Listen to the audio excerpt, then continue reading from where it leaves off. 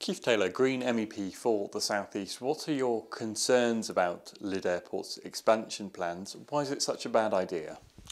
We don't need the airport there. It's badly connected to the transport system. It's on top of a Natura 2000 site, incredibly important wildlife, flora, fauna and birds. It really is a very bad idea to increase to 500,000 passengers a year, an airport that nobody needs. And I'm very worried the government is likely to say yes. And I'm very pleased that we have the judicial review mounted by the RSPB and mounted by local residents who are very concerned about the proximity of the airport to Dungeness nuclear power station.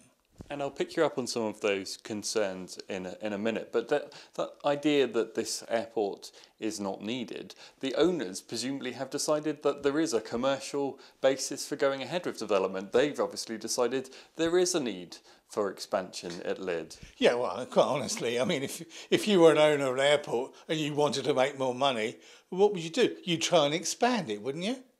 Well, quite. This is what's happening here. This is solely about private profit for the airport owner.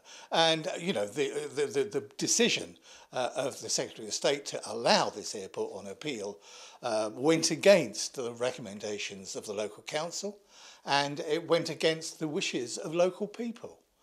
We're saying, for goodness sake, High Court, do your job, throw it out.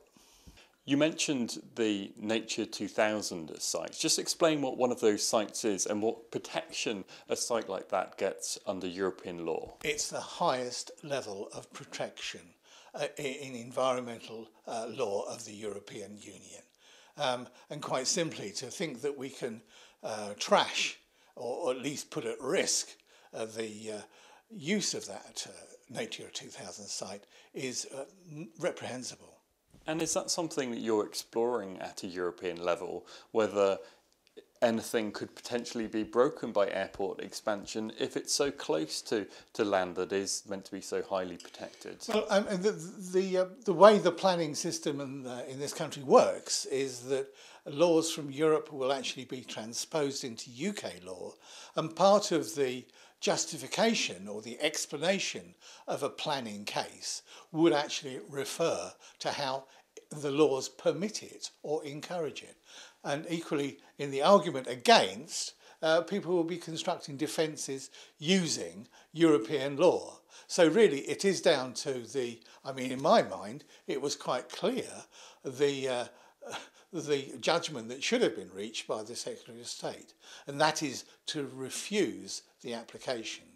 And so, to my mind, the High Court should actually throw the case out, and that's really what I've got everything crossed for. I mean, the government has given its backing. How, you say you've got everything crossed, but how do you rate the chances of reversing the way it looks things will now go, the reversing chances of development going ahead here? Well, I mean, politics is an awful business, and the sight of airports is a political issue.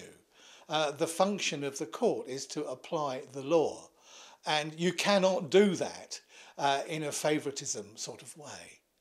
So what I'm hoping is the High Court takes notice of the legal arguments that are put forward, substantiated by European and national law, and reaches the right conclusion. You know, the Secretary of State, Eric Pickles, gave his permission for this. It wouldn't be the first time that a Secretary of State has been overruled by the High Courts, and I hope it's not the last.